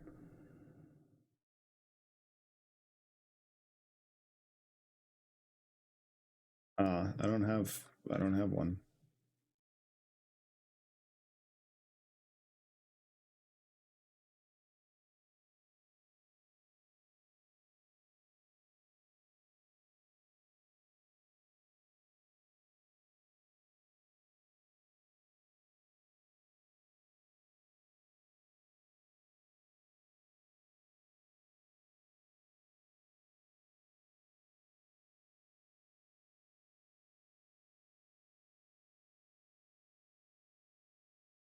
Load more replies. Metric base is not available in PDIs, is only available in sub-production instances.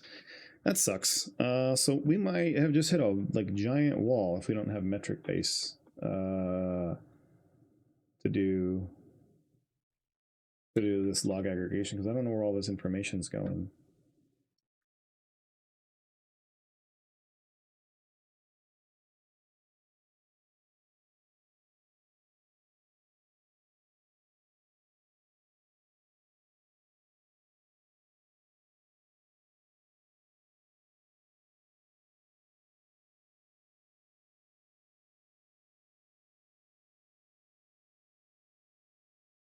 Let's do today. Yeah, it's unable to generate. Close connection is not established. Contact your ServiceNow administrator for more information.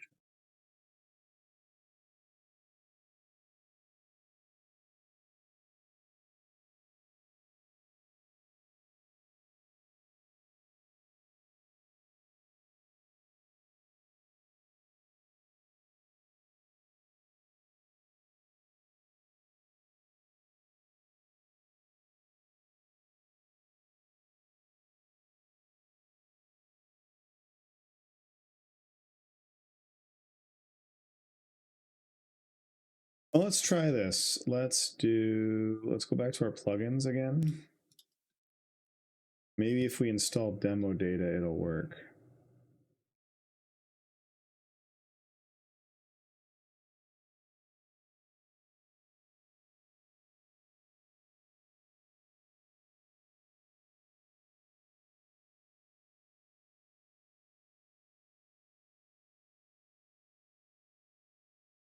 Or we can just do a repair. It doesn't look like there's demo data available for metric base. It's not good that one of the things said you can't use metric base.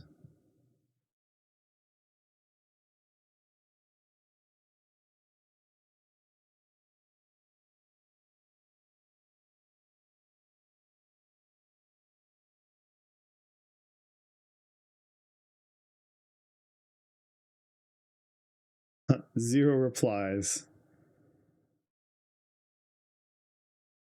Year and a half ago.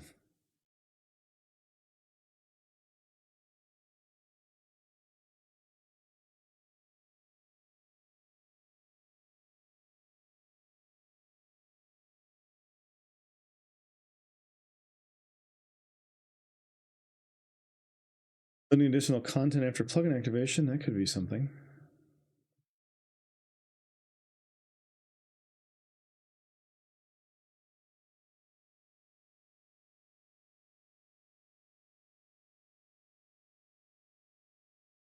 Well, let's do this. Let's do discovery. While we're waiting, let's see how we get agent client discovery to work.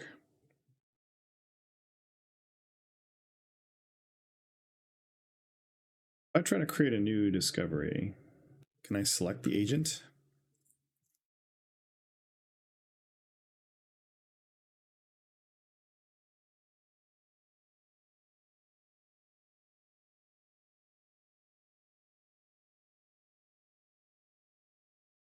A metric base successfully repaired.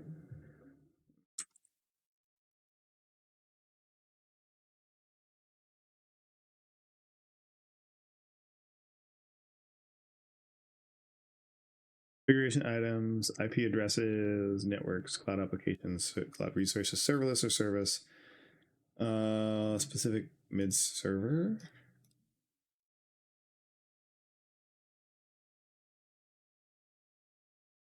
And all right, well, let's save that. We're going to put in our 2 IP addresses. Now, I don't have... Let's look at credentials real quick now that we've installed this. Anything change about our credentials?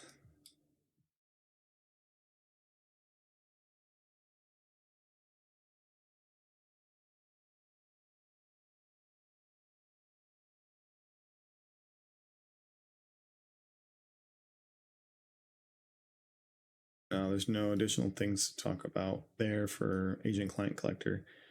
So if we just do quick ranges 10, 24, 1, 11 and 10, 24, 1, 20, see what we pick up. Now, I believe the mid server itself doesn't actually have the SN Disco account on it. So I don't know if it can discover itself. This will be a really good test for the agent client collector to see if it pulls from the agent client collector when it doesn't have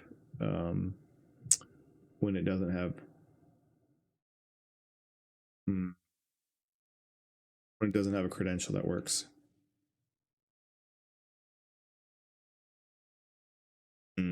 Yeah, active couldn't classify.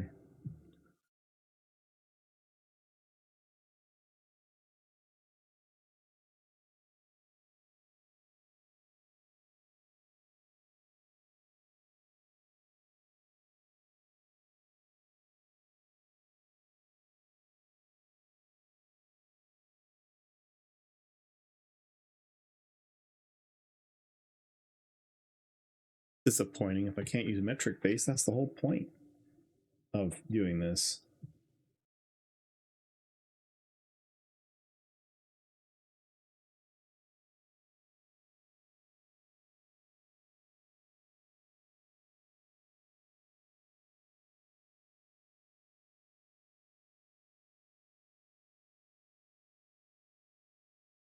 Need to optimize your public cloud spend. Let's workflow it. Yeah, no, I don't need to do that, but what else does it install?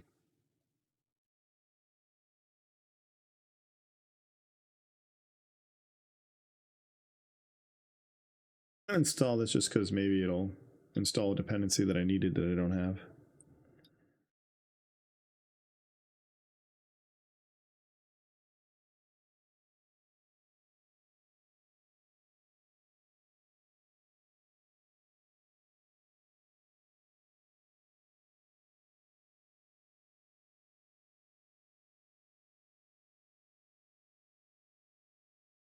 I don't have sources here. Let me add some sources and see if agent client collector came up as a source.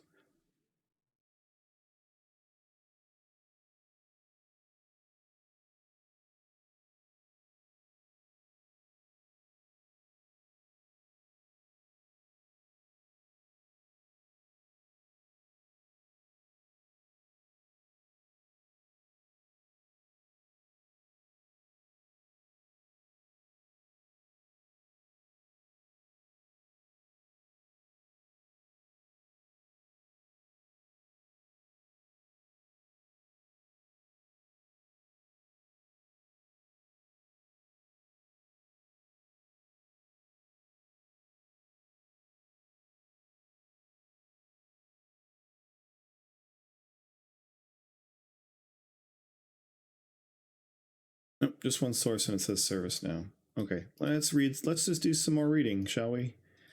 Let's see. Installing agent client collector. Upgrading. Enable the client collector for monitoring.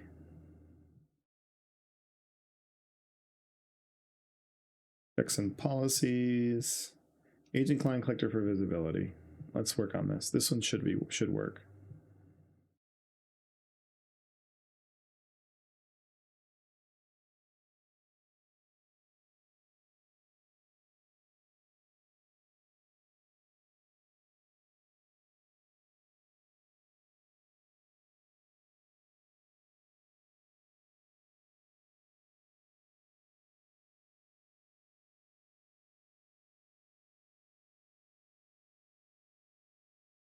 All right, let's see. There are 4 policies for ACCV Enhanced Discovery: Windows SAM Discovery, Windows SAM Background, and Software Install. We have ACCV Enhanced Discovery already. Enhanced Discovery, well, let's see, where's Discovery status? What was the status of this?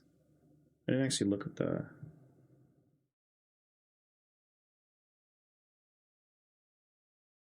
What? Schedule agent discover. Oh, I wrote that. Okay. And the queue, it looks like it's just using all the normal probes. Doesn't look like anything different happened.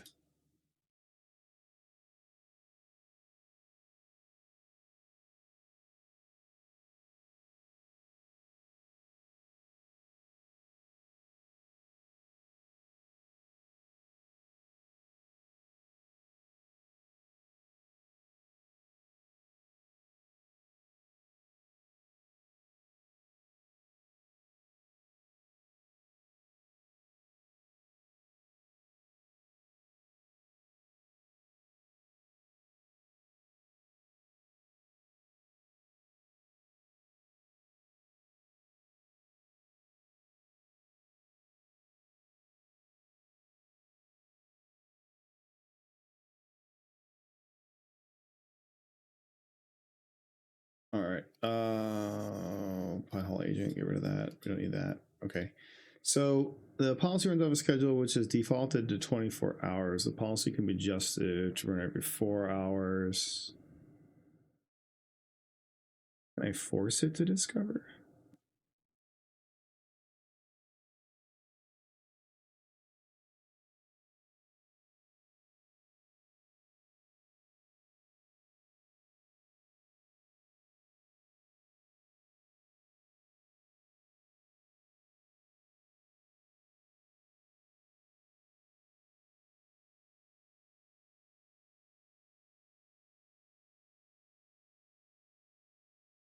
Oh, it looks like it just pushes it on its own time.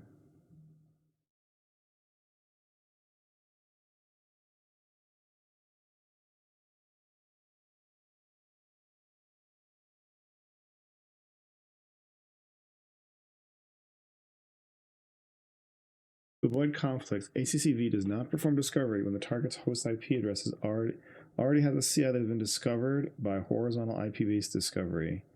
To override this behavior, okay, the setting is ignored if IP. Okay, so that's interesting. Does that mean that it pulled in the Linux server for the thing I couldn't discover?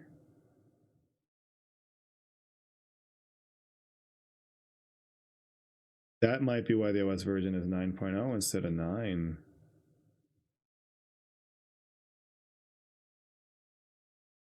Ah, okay. All right. Now I don't feel so bad about what I set up because it looks like it actually might work besides the metric thing. So take a look at this. There's a source says ACC visibility in it.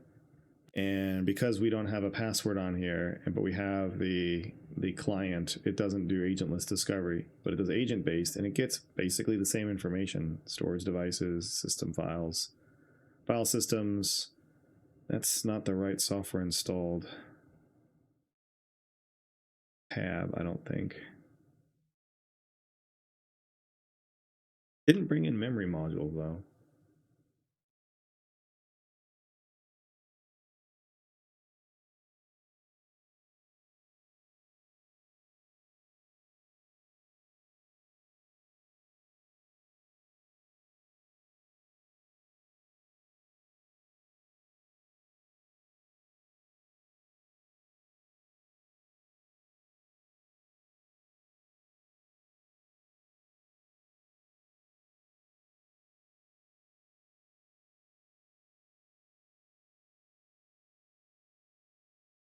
Oh, it looks like they took out that second software link. Uh, that's interesting. It has a DNS name from Spectrum.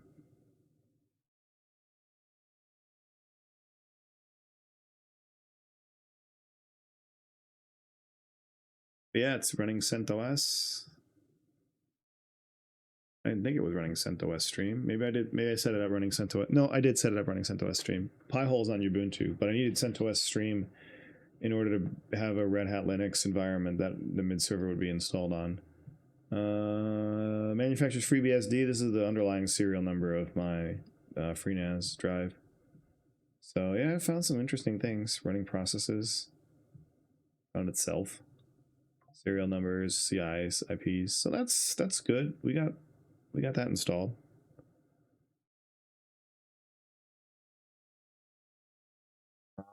So we know that the visibility plugin works. The thing that is not working is logging and metrics because metric base isn't there.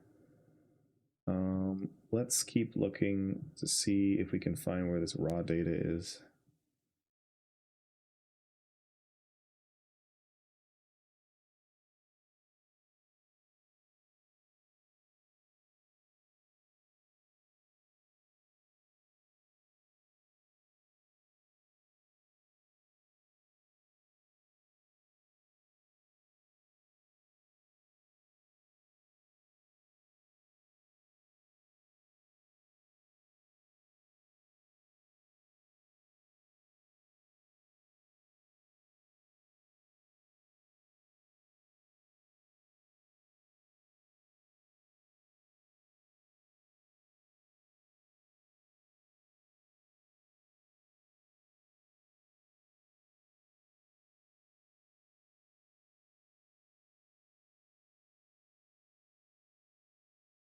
Okay.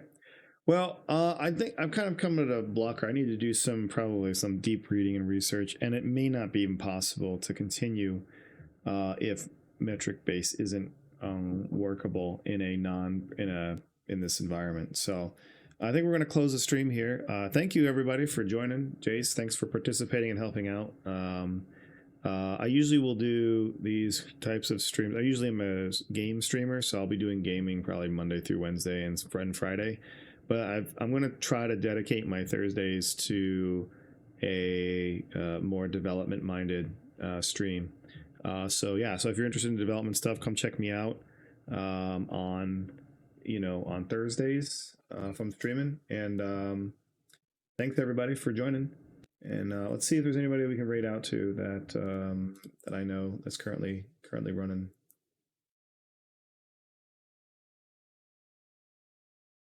Let's see what other categories we have for development.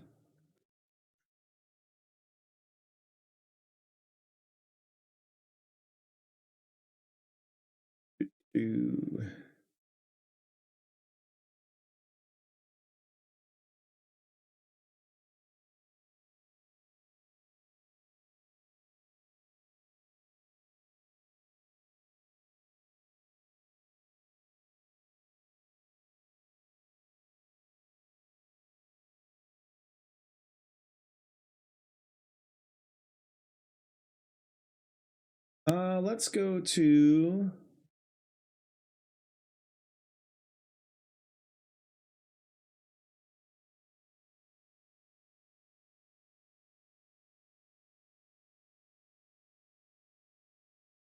sounds interesting. Converting to physics.